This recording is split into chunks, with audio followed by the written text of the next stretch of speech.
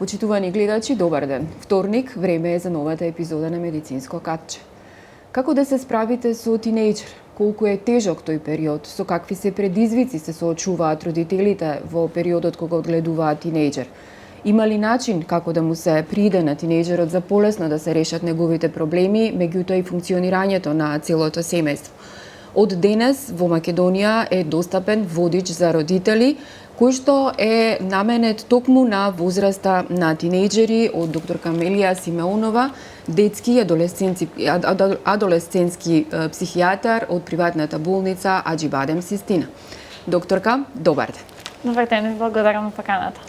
Ексклузивно за Слободен печат ќе позборуваме на денот на вашата промоција за водичот за родители кој што е наменет за тинејџерскиот период. Така. Кој ви беше предизвикот за една ваква книга да се направи? Зошто не нели периодот на на раѓање на самото дете или подоцнежниот период на развој, зошто баш тинејџерството? Така, морам да бидам искрена дека она кое што во пракса го стекнав со мојата работа е дека тинејџерството, односно адолесценцијата, представува најголема бура во семејствата. Што тоа значи? Буквално ако може да го споредиме со еден земјотрес. И буквално родителите се затекнати во тој процес, особено што во модерните семејства доаѓа многу порано од претходно. И просто како да родителите не знаат каде тираат во овој процес и навистина им е потребно помош и насоки како да постапуваат со модерните млади деца. Што се појавува во овој период? Како родителите, насоки да им дадеме да откриеме мал дел од книгата, што се треба да направат за да се справат со проблемите на тинејџерите? Да, она што главно суштина сакам да го истакнам е што е најголемот можеби конфликт меѓу родителите и децата и поради тоа што децата ги чувствуваат нели во таа адолесценција емоциите релевантно исто како што ги чувствуваме ние, меѓутоа контролата намалена. И родителите од една страна мислат дека нели тоа е како на некој начин манипулација од страна на децата, како сега за ова разбираат, а за ова не разбираат, а усуштина не е така, они немаат поставена контрола. Она кое што, да речам, пробав на најпрактичен може начин да го направам во мојата книга, на семејството им понудив класични сценарија кои што најчесто нели ги лутат тинејџерите. И како нели најчесто родителите реагираат на овие сценарија и им понудев еден модел како би можело на поинаков начин да реагираат за едноставно да не се создаваат конфликти во семејството, туку да може да функционираат. Кои се најчестите проблеми и конфликтни ситуации со кои што се содруваат и родителите, но и тинејџерите? Знаете како, многу интересно заради тоа што молкот на децата во таа доба, кај родителите значи дека ништо не се случува. Усуштина, молкот кажува многу. Од друга страна, имаме деца кои што не го користат молкот, туку се бунтовни. И обично овие деца се тие кои што родителите мислат дека нешто се случува патолошки. Усуштина, бунтот е една типична реакција во адолесценцијата. И она кое што јас во суштина пробав да го представам на семејството е да видат дека не секој бунт значи патологија, меѓутоа дека има некој бунт кој што укажува на патологија, каде што ние треба да помогнеме на младиот член во семејството да ја разбереме таа динамика што се случува и да реагираме брзо. Какви се проблеми, со какви се проблеми се содруваат тинејџерите, освен хормонските, нели, кои што значат и еден влез практично во адолесцентскиот период и потоа во возрастна личност. Знаете како младите во денешницата навистина се соочени со низа на потешкоти во која смисла. Они живеат во еден виртуелен свет.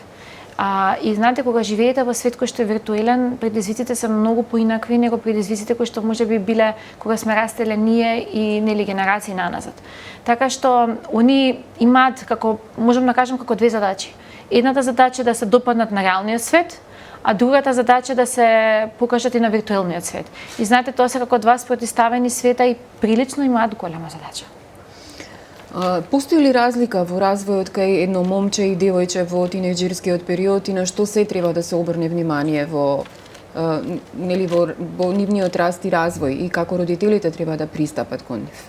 Така, биолошки нели се случуваат различни промени, меѓутоа во однос на емоциите, нели ние можеби лесно, како да кажам, ги идентификуваме кај девојчињата, бидејќи девојчињата некако повеќе можеби и сакаат да зборуваат за емоциите. Да, меѓутоа па момчињата се потешки за разбирање. Момчињата точно, како просто они помалку да сакаат да разговараат и знаете културолошки е многу поприродно да плаче девојче отколку да плаче момче. Така што ми се чини дека тука има и такако, нели, културолошкиот елемент, фактор во развивање нели на адолесценцијата, меѓутоа оно кое што можам да кажам дека и момчињата и девојчињата се соочуваат со промени. Промени кои што они се затекнати од нив и кои што навистина ние тука како возрастни мораме да бидеме присутни и да бидеме полни со разбирање, а не со осуда. Така. Кога се родителите во прашање, паралелно, без разлика нели на полот на тинејџерот, Така. колку треба да учествува во решавањето на проблемите нели во наводници кои што ги имаат едниот родител, колку другиот, и колку е битно и двајцата родители во одреден период нели од неговиот развој, бидејќи тоа е не е мал период, станува збор за 5-6 години, додека стигнат до адолесцентскиот период, треба да учествуваат во решавањето. Знаете како, она кое што стално алудирам на тоа е дека синхрони, значи родители со исти ставови е секогаш најдоброто можно сценарио за воспитување на деца.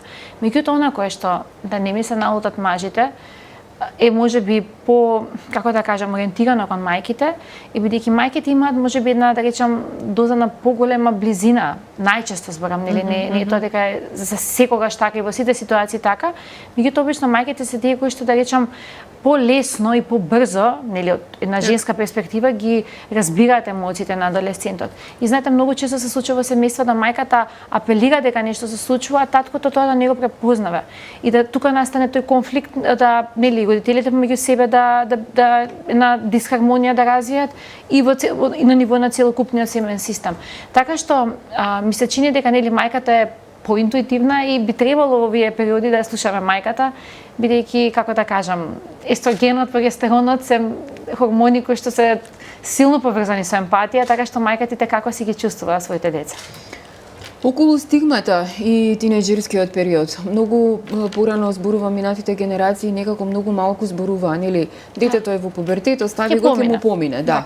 Каква е сега состојбата и колку почесто се детектираат проблемите кај тинејџерите?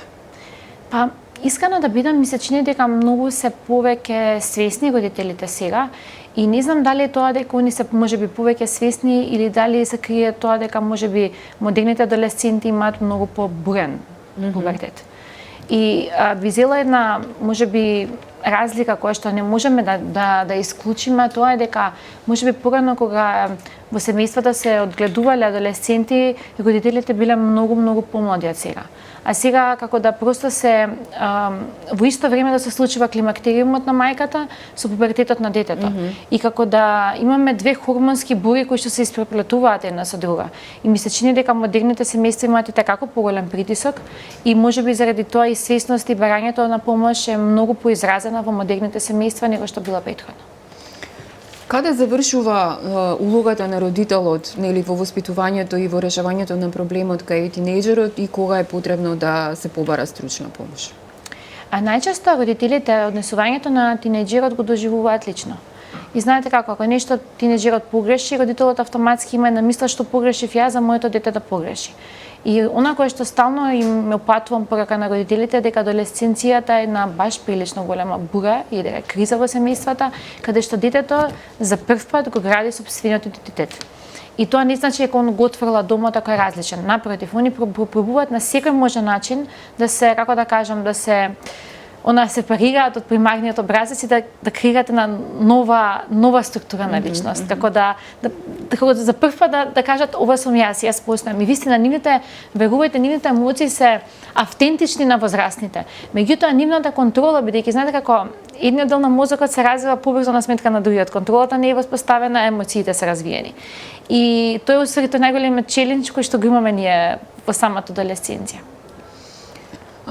Ве прашав, значи, конкретно, постои ли некаков тригер кога треба да побараат стручна помош? Нели, зборувам психолог, психијатар, кога завршува нивната улога, нели, на родител, кога треба да стапи на сцена психијатерот и дали почесто доаѓаат за разлика од порано тинејџери заедно со родители да побараат ваша стручна помош? Она кое што, да кажеме, најсилниот знак дека се случува нешто, е моментот кога ќе видиме дека на детето му паѓа ефикасноста, функционалноста. Кога ќе видиме дека некои работи кои што претходно умело да ги прави или ги правело многу побрзо, многу поажурно, сега се соочува со потешкотија. Кога гледаме дека концентрацијата, помнењето му се засегнати, кога гледаме дека има некакви промени на ниво на сонот, бидејќи знаете како пубертетот носи низа на флуктуации, меѓутоа кога се засегнати повеќе елементи од функционирањето на адолесцентот, тоа е дефинитивно апел дека треба да се побара стручна помош. Доаѓаат ли почесто тинејџери за разлика од порано, заедно со родители или бараат стручна помош? Нели, вие како психијатар, бидејќи се малолетни, претпоставувам дека работите заедно и со родителот и со детето. Меѓутоа, дали има иницијатива од самото дете да каже, дете, сепак се тоа, мислам на почеток 14 години имаат со почеток на пубертетот, да има иницијатива од негова страна и да е свесно дека му е потребна стручна помош? Да, и младите генерации се исклучителни. И дури некогаш детето ми се чини дека во тие моменти можеби парадоксално ќе личи дека и многу е посвесно што се случува за разлика од родителот, бидејќи знаете како тоа ги гаја тие чувства и сака да ги сподели. Оно кое што обично, значи тоа не е правило, меѓутоа е многу често да тинејџерот бира да разговара прво насамо. Да едноставно родителите не го слушаат. И секако ние подоцна разговараме нели со родителите, нас е многу важно да ни кажат родителите што се случува нели од нивна перспектива. Меѓутоа, бидејќи пак ќе кажам, адолесценцијата на некој начин е борба за идентитет, они најпрво сакаат да разговараат сами. Така. Околу начинот на воспоставување комуникација, во овој период голем проблем има околу прифаќањето на самиот родител доколку има проблеми во семејството. Спомнавте на самиот почеток на интервјуто дека има и многу разводи, бидејќи родителите едноставно сваќаат дека не се еден за друг. Како тој период го поминуваат тинејџерите? Усуштина она кое што можеби нели и најчесто се случува, баш она што рековте, што напоменавте вие дека разводите се доста чести во овој период, е бидејќи знаете како, кога функционалноста на бракот е намалена и кога ќе се случи една голема криза, очекувано дека функционалноста ќе опадне уште повеќе. Односно ќе се интензивира таа дисфункционалност. И обично тука родителите како да го губат лото и обично тука е оној најкритичен период каде што нели тргнуваат за развод, заради тоа што едноставно тука веќе нема начин на општење, секој со секого се кара дома, тоа е сериозна дисфункција, адолесцентот се бунтува, родителот се бунтува. И токму поради тоа и е важно да се, како да кажам, да се работи со адолесцентот и да се, знаете како родителството е процес кој што доживотно се учи. Без разлика дали се сите грешиме како родители, чувачки да се греши, меѓутоа оној момент кога ќе гледаме дека нели со нашиот стил на воспитување се јавува симптом кај детето, ние не смееме тоа да го игнорираме. А факт е дека адолесценцијата е на развојна криза, на нормативна криза во семејството, меѓутоа е многу интензивна. И нели јас пак ќе кажам да мал дефект се случува тоа семејство, оваа криза уште толку ќе го, како да кажам, ќе го зголеми постоечкиот ефект на ниво на семејство.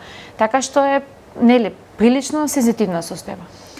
Од оно што го прочитав од стручен аспект, анализите велат дека постојат два вида на пубертет. Едните се бунтовни тинејџери, другите се мирни. Кои се полесни за комуникација, еве вашето искуство што вели и каде полесно се справуваат родителите и цело семејство? Дали со бунтовниците или оние помирните, условно кажано, кои што не изразуваат чувства? Знаете како, тие мирните општествено многу повеќе им се допаѓаат на возрастните. Така. И тоа што е мирно, нели малтане нема симптом. У суштина јас морам да бидам искрена дека многу полесно се работи со бунтовни деца, заради тоа што се што ќе екстернализира, се што ќе го извади адолесцентот од себе, ние знаеме што се случува. А тоа што е вметнато внатре и што адолесцентот не сака да разговара, за тоа е нешто кое што е многу тешко да се прочита. И од тој аспект и стално им велам на родителите, ако вашето дете е премногу мирно за време на адолесценцијата, тоа не е знак дека вие треба да се радувате дека имате супер фино дете. Тоа е знак да се прашате зошто ова дете не пробува да се одели од семејната динамика, зошто не пробува да креира собствен идентитет. Не дека да не ме сватат родителите погрешно дека лошо детето да биде мирно, меѓутоа премногу мирно дете, зборам дете кое што не јавува никаква промена, а се случува токава, да речам, емоционална промена, тогаш секогаш има нешто кое што стои зад таа приказна. Што стои најчесто? Најчесто тага. Најчесто пониска самодоверба, и тоа се деца кои што страф ме да зборуваат за да не бидат отфрлени, за да не бидат осудувани, за да едноставно не ги разочараат своите родители. Бидејќи знаете како сите деца сакаат да им се допаднат на своите родители. И ако они нешто гајат во себе што е различно од од вреднувањето на семејниот систем, они бираат да молчат за да не покажат нелојалност кон семејниот систем. Така што дефинитивно, па ќе кажам, кај секој дете тоа е различно, меѓутоа основата е дека е нешто што се крие, е нешто кое што ни е страв да не бидеме осудени, нешто за кое што ни е страв да не се допаднеме. Докторка, за крај на интервјуто една препорака до сите родители кои што се родители на тинејџери, меѓутоа и оние кои што имаат помали деца, бидејќи тинејџерството доаѓа.